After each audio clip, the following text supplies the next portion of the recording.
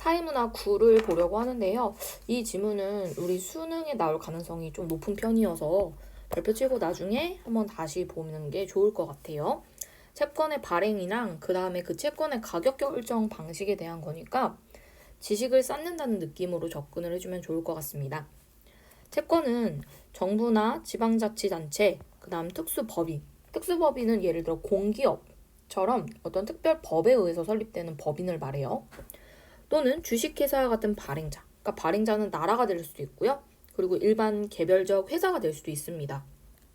투자자들을 대상으로 자금을 조달하기 위해서 일정한 이자와 원금의 지급을 약속하고 발행하는 채무증서다.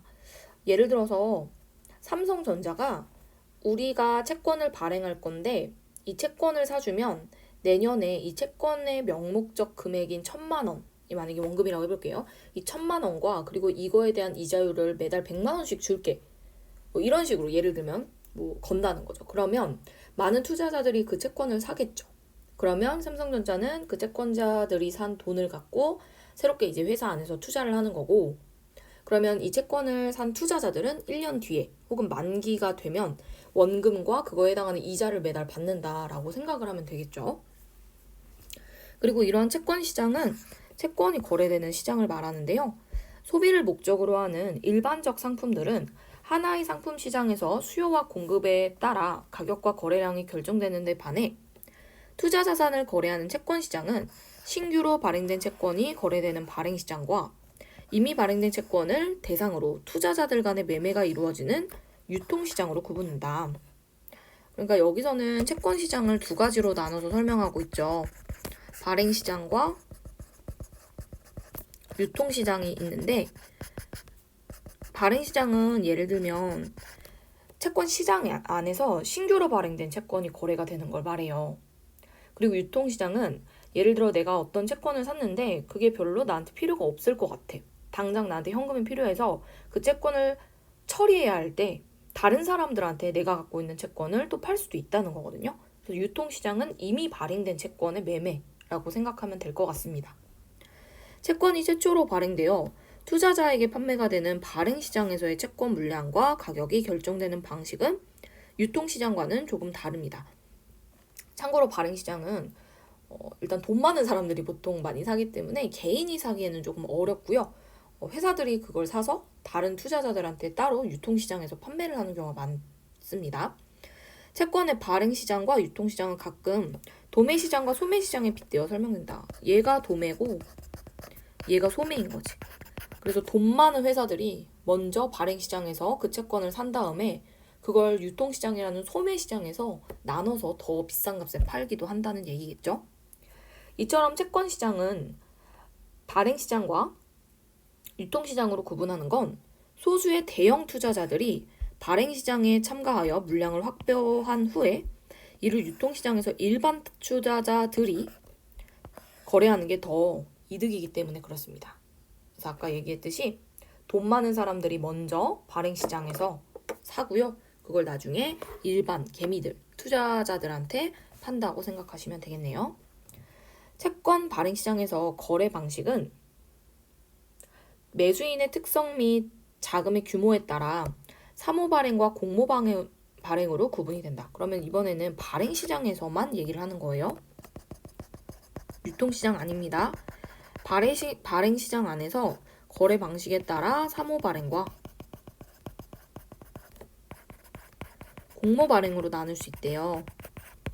자, 그런데 이때 사모 발행은 발행자가 투전 투자자와의 사적인 교섭을 통해서 채권을 매각하는 것으로 주로 소규모의 단기 자금을 조달하는 경우다. 예를 들어 내가 삼성전자 채권이 있는데 지금 당장 현금이 필요해서 주식에 혹은 채권에 관심이 있는 다른 친구한테 그냥 이걸 팔면 이건 사모 발행이에요. 반면 공모 발행은 불특정 다수의 투자자들을 대상으로 거액의 자금을 조달하기 위해 채권을 발행하는 것으로 발행자가 당초 의도한 발행 규모에 비해 시장에서 소화되어 매출되는 규모가 적어 자금 조달이 원활히 이루어지지 않을 위험이 잠재하므로 사모 발행에 비해서는 보다 전문적 지식과 경험이 요구가 된다. 그래서 사모 발행은 사적인 교섭과 관련이 있는 거고 주로 소규모에서 빨리 현금이 필요한 경우에 일어나는 발행이라면, 공모 발행은 불특정 다수의 사람들한테 발행 시장에서 파는 거기 때문에 거액인 경우가 많대요. 아무래도 거액을 사게 되면은 어쨌든 그 자금 조달이 원활히 이루어지지 않을 수도 있어요. 예를 들어 내가 채권을 발행을 했지만 원하는 만큼 그 돈이 모이지 않을 때 그러면 어쩔 수가 없잖아. 그런 경우가 이제 여기서 말하는 자금 조달이 원활히 이루어지지 않을 위험이 잠재되어 있다는 겁니다. 그래서 보통 공모 발행을 하는 사람들은 전문적인 지식과 경험이 있는 사람들이 채권을 팔아야 된다라는 이야기겠죠. 한편 이번에 공모 발행부터 할게요. 공모 발행은 이 발행 위험의 귀속 여부에 따라 직접 발행과 간접 발행으로 분류가 된대요. 그러면 이 공모 발행에서 직접 발행과 간접 발행이 있는데 그 발행을 하는 사람 입장이겠죠? 직접 발행은 채권 공모와 관련한 발생 위험을 발행자가 전적으로 부담하는 방식이고, 간접 발행은 중개회사가 채권을 인수함으로써 그 발행 위험의 일부나 전부를 부담한다. 그럼 직접 발행은 채권을 발행하는 사람이 다 발행을 하기 때문에 발행자가 모든 위험을 감수한대요. 그런데 간접 발행은 발행자가 직접적으로 발행하는 게 아니라 중간에 중개회사를 끼고 한대. 예를 들어 증권회사들이 있겠죠. 그 대신 얘들아, 증권회사에 맡기는 대신 증권회사한테 수수료를 내야 되겠지? 그치? 그래서 이런 경우에는 발생 위험을 중개회사가 어느 정도 부담을 같이 해준대요.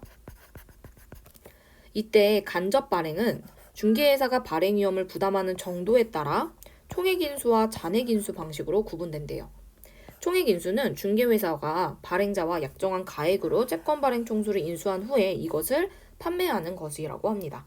그러면 이 간접 발행도 다시 한번 총액인수와 잔액인수가 있는데, 예를 들면 이거지. 삼성전자가 야, 우리 회사가 지금 급하게 돈이 필요한데 채권을 발행할 예정이거든. 근데 예를 들어 증권회사가 어디 있을까?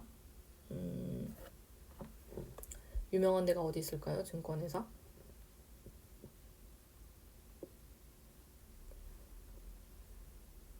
미래에셋? 미래에셋이라고 해볼게요.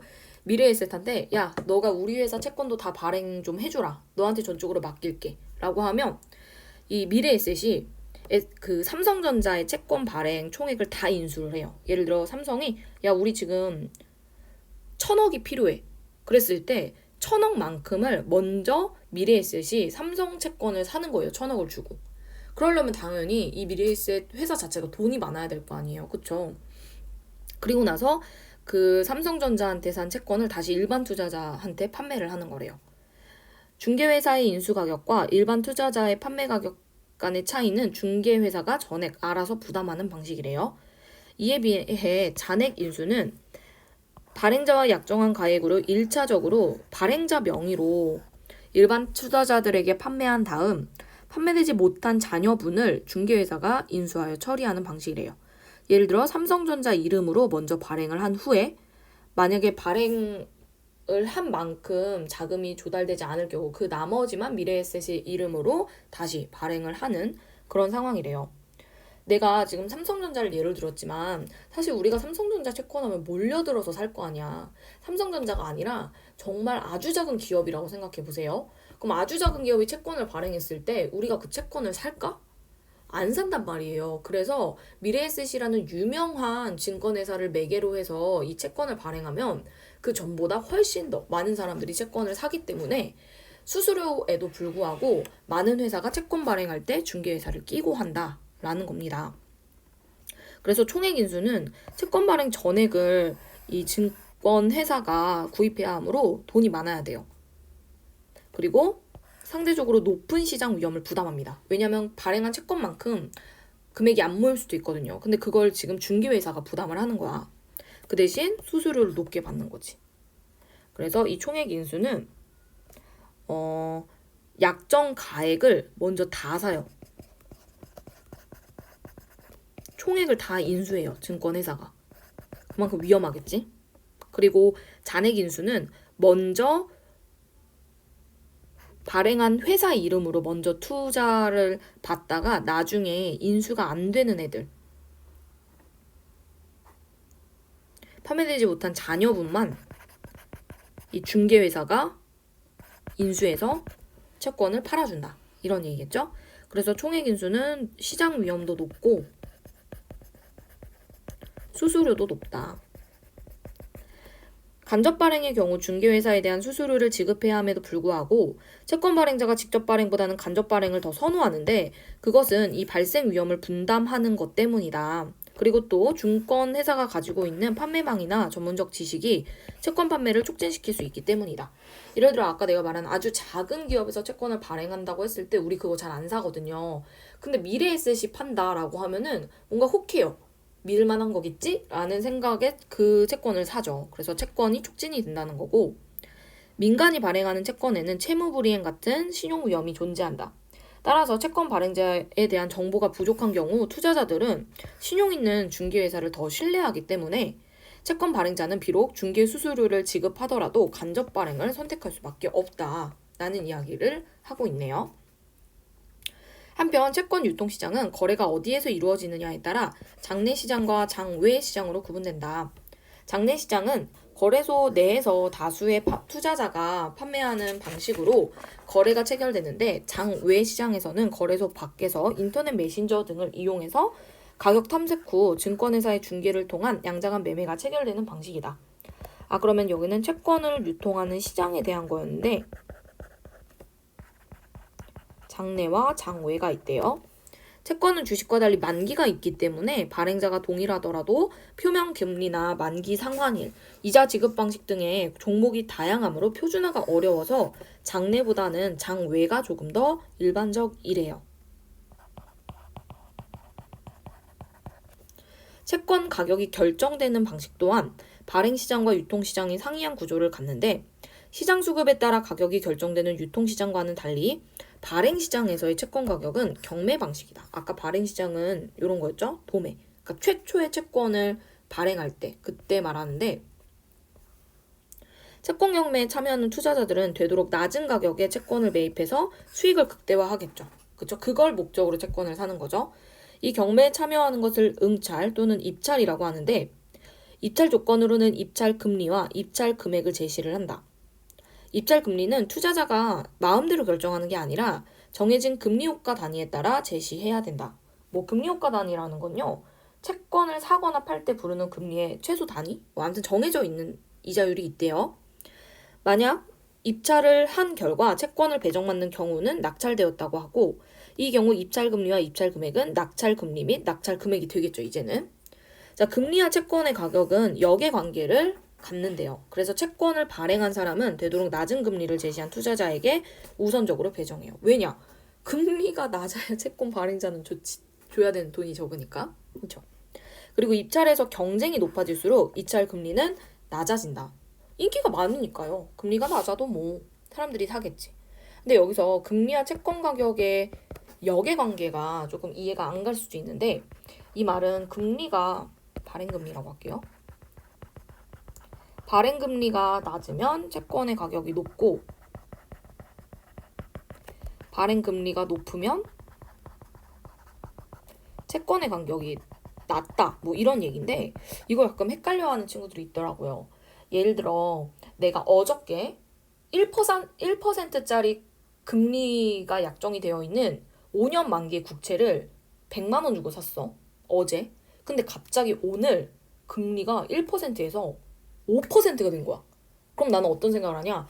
와, 내가 하루만 늦게 샀었으면 개망했다. 이런 생각이 들지. 그래서 어떻게 하냐면 이 1%로 샀던 채권을 다시 팔아요. 사람들한테. 근데 사람들이 아무도 안 산다고요. 왜냐하면 이미 이제 이 채권은 5% 금리가 됐기 때문에. 그러면 이 판매자는 어쩔 수 없이 가격을 낮춰서 판매를 해요. 그러니까 채권의 투자 매력이 떨어져서 그런 방식으로 채권 가격을 하락시킨다는 거거든.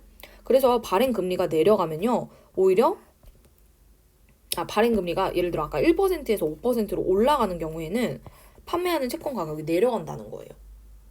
참고로 알고 있으면 될 것 같고요. 발행된 채권 물량은 입찰금리가 낮은 순서부터 높은 순서로 올라간다. 그리고 투자자들에게 단계적으로 배정이 된다. 채권 발행이 모두 다 끝났어. 소화가 됐어. 그러면 그 수준에서 입찰 금리를 선택하고 모두 판매가 안 됐어. 소화되지 않을 경우에서는 입찰 금리 중에서 가장 높은 금리를 최고 낙찰 금리라고 부른대요. 발행 시장에서 채권 가격이 효율적으로 형성되고 경매 수입을 높이기 위해서는 응찰률을 충분히 높여야 하는데 그래서 단일 가격, 복수 가격, 차등 가격 낙찰 방식이 있대요. 단일 가격은 최고 낙찰 금리를 경매 청산 금리로 정하여 모든 물량에 이 금리를 적용합니다. 그러면 이거는 사실 투자자한테 제일 유리해요. 내가 제시했던 금리보다 더 높은 금리로 낙찰을 받을 수도 있어. 그다음 복수 가격은 개별 투자자가 제시한 금리에 따라 작용해 나가면서 채권을 순차적으로 소화해 나갑니다. 이거는 발행자에게 유리할 수도 있는데요. 왜냐하면 발행자 입장에선 제일 낮은 금리부터 순차적으로 제공을 하기 때문에 아까 금리가 낮으면 채권이 어떻다고 했어? 채권 가격은 높잖아. 그러니까 발행자 입장에서는 채권 가격을 높게 제시해서 받을 수 있기 때문에 발행자한테 제일 좋고요. 차등 가격 낙찰 방식은 이거를 섞은 건데요. 먼저 단일 가격 방식대로 최고 낙찰 금리를 결정한 후에 그 금리를 일정한 간격으로 그룹화하고 그 그룹 내에서 최고 금리를 모든 그룹 내에 동일하게 적용하고 그룹별로는 금리가 상이하다라는 거겠죠. 예를 들어 금리 호가 단위가 0.05%이고 최고 낙찰 금리가 5%일 때 그룹 내 금리 간격이 0.1%래요. 자, 이게 지금 하나의 그룹인데요. 여기서의 그룹 내 금리 간격은 0.1포인트죠. 그리고 금리 효과라는 건 이 그룹과 그룹 사이에 금리 차이인데 이게 지금 0.05죠. 그러면 그 그룹 내에서 가장 높은 이 5, 4.85, 4.7이 여기서 낙찰 금리가 되는 거겠죠. 자, 그럼 여기까지 봤을 때 1번 문제. 사실 읽으면서 풀을 수 있었는데요. 1번 선지. 채권 발행 시장은 투자자 특성 및 자금 규모에 따라 사모와 공모로 나눠진다. 이 문단. 첫 번째 줄에 나와 있었고요. 2번 선지가 지금 정답인데 이게 조금 아니지, 이건 지문에 나와 있었지. 공모 발행이 사모 발행보다 위험이 더 크다라고 했었어요. 예를 들어 이 문단에 보면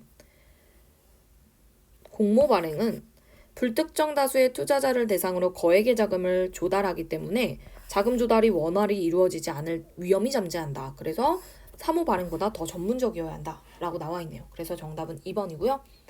3번 채권 발행에서 잔액 인수의 경우에는 총액 인수에 비해 위험이 낮다. 그래서 수수료가 낮다라고 되어 있는데 3문단에 보면 총액 인수 같은 경우에 더 많은 자금이 필요하고 그리고 높은 시장 위험 부담 때문에 높은 수수료를 받는다고 나와 있어요. 그럼 반대로 잔액 인수는 높은 시장 위험이 총액 인수에 비해서 시장 위험도 낮고 그리고 수수료도 조금 더 낮겠죠. 그 다음 4번 채권은 표준화가 어려워서 장외 시장에서의 거래가 보편화되어 있다. 4문단 마지막 줄에 있었고요. 경매를 통해 채권의 발행 가격이 결정될 때 투자자 입장에서 가장 유리한 것은 단일 가격 낙찰 방식이다. 왜냐하면 아까 말했듯이 단일 가격 낙찰 방식은 모든 물량에 최고 낙찰 금리를 적용하기 때문에 투자자 입장에선 좋아요. 자, 2번. 자, 1,000억 원에 해당하는 국채를 발행하고자 하는데요. 여기서 차등 가격 낙찰 방식을 한다고 했고요. 그룹 내 금리 간격은 0.02%래요. 그러면 얘네가 지금 한 그룹이 되겠죠? 첫 번째 그룹. 그 다음에 0.0이니까 얘가 두 번째 그룹이고 얘가 세 번째 그룹이 될 거예요. 그리고 최고 금리인 5.05, 5.02, 4.99 얘네가 각각 최고 금리가 되겠죠. 그런데 이 낙찰을 할 때는 지문에서 뭐라고 했냐면 낮은 금리를 제시한 투자자에게 채권을 먼저 배정한다라고 나와 있었어요. 그래서 여기 보면 금리가 낮은 게 지금 얘거든? 그럼 F사로부터 시작해서 이 위로 올라간다는 뜻이에요. 그래서 정답이 5번인 이유가 F사가 우선 배정되기 때문에 얘가 배정받을 수 있는 국채는 200억 원이에요. 지금 여기 있는 입찰 금액 다 더하면 700, 900, 1100, 1100억 원이거든요. 그러니까 어떤 회사는 100억 원을 덜 입찰 받을 수 있어. 그게 바로 이제 A사가 되는 거겠죠. 마지막에 입찰을 받으니까요. 그리고 경매청산 금리는 최고 낙찰 금리인데 단일 가격에서는 한 그룹이 다 같은 최고 금리로 적용이 된다 그랬잖아. 그래서 지금 최고 금리가 5.05이기 때문에 이거 당연히 맞는 얘기고, 그리고 이 그룹 안에서 지금 차이가 0.01포인트죠. 그래서 국제 금리 효과 단위가 0.01포인트 이하 맞고요.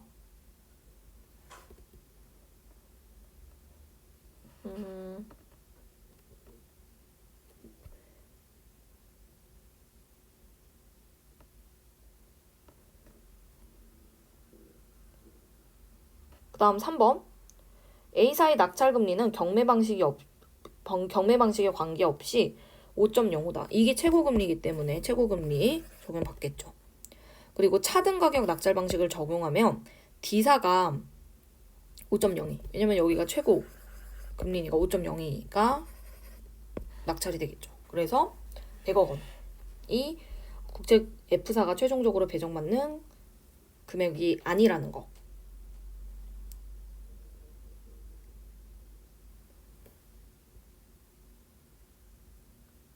내가 왜 이걸 이렇게 설명했냐.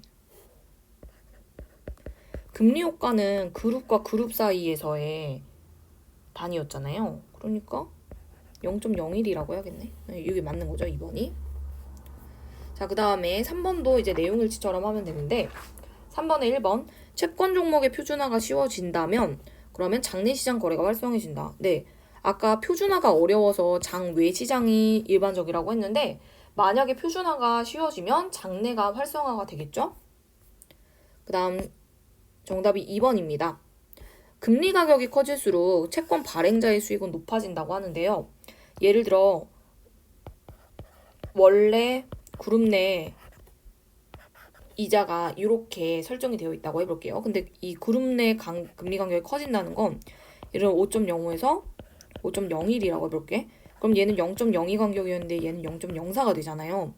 이럴 경우 채권 발행자의 수익이 높아지냐? 그렇지 않습니다. 왜냐면 이 그룹 내에서 가장 최고 금리로 적용이 되기 때문에 만약에 이렇게 그룹 내 간격이 많아지면 이 5.01이었던 애들도 5.05에 적용을 받기 때문에 발행자 입장에서 수익은 더 줄어들겠죠. 그 다음 3번. 채권 발행자에 대한 정보가 많아지면 직접 발행의 비중이 높아진다. 간접 발행을 하는 이유가 뭐였어요? 3문단에 채권 발행자에 대한 정보가 부족한 경우에 간접 발행을 선택한다고 했기 때문에 만약에 채권 발행자에 대한 정보가 많아지면 그러면 직접 발행이 늘어나겠죠. 4번. 중개회사의 선정 시 잔액 인수에 비해 총액 인수의 경우 자금력이 중요하다. 네, 아까 총액 인수 같은 경우에는 중개회사가 발행자 약정 금액을 다 먼저 사기 때문에 돈이 많이 필요해요. 많은 자금 필요하죠. 그렇죠? 그래서 4번 맞고요. 5번. 발행 가격이 결정될 때 투자자 입장에서 가장 유리한 것은 단일 가격이다. 네, 아까도 얘기했죠? 단일 가격은 최고 낙찰 금리를 모든 물량에 이 금리를 적용을 합니다. 그래서 5번도 맞다. 자, 그 다음 4번. 응찰률을 높이는 게 되게 중요한데 발행자에게 있어서 낮은 응찰률은 당초 예상한 정도의 자금이 조달되지 못하는 과소 판매와 더불어 불리한 입찰 조건으로 채권을 발행해야 하는 문제를 야기한다. 일반적으로 저조한 응찰률, 즉 사람들이 채권을 잘 안 사죠. 그거는 경쟁이 어떻다는 거야? 약하다는 거잖아. 그 채권을 살려는 사람들 사이에 경쟁이 별로 없어요. 그러면 이렇게 경쟁이 약화되는 경우 아까 지문에서 어떻게 말했냐면 경쟁이 높아지면 금리가 낮아진다고 되어 있거든. 그럼 경쟁이 낮아지면 금리는 높아진다는 얘기겠네요. 그러면 금리를 상승시키겠죠. 근데 이렇게 금리가 상승이 되면 채권 가격이 내려간다라고 여기 말해놨죠. 그렇죠? 그래서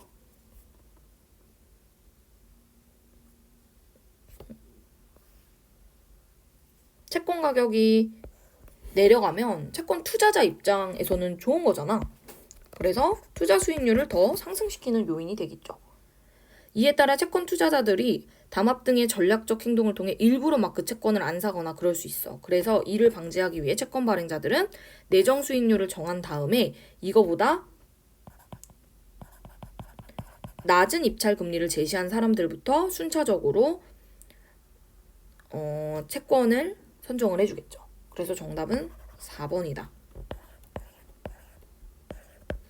왜냐면 내정 수익률보다 높은 입찰 금리 제시하면 회사 망해요. 낮은 입찰 금리를 제시해줘야겠지. 5번 문제도 내용 일치 문제인데 1번 입찰 금리와 이에 따른 채권 가격 간의 관계 지문에서 역의 관계라고 오문단에 나와 있었고요. 정답인 2번인 이유가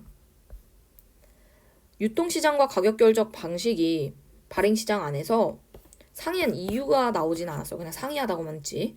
3번 장외거래가 장내거래보다 일반적 이유는 표준화가 되어 있지 않아서 채권시장이. 그 다음 4번 채권 가격 결정 시 상이한 낙찰 방식이 존재하는 이유. 마지막 문단에 경매 수입을 제고하고 응찰률을 높이기 위해서 이런 방식이 존재한다고 나와 있었고요. 5번 간접 발행이 더 선호되는 이유가 뭐야? 3문단에 사람들이 뭐 정보가 부족하거나 그럴 때 신용 있는 중개이사를 신뢰하기 때문에 그렇다고 나와 있었죠.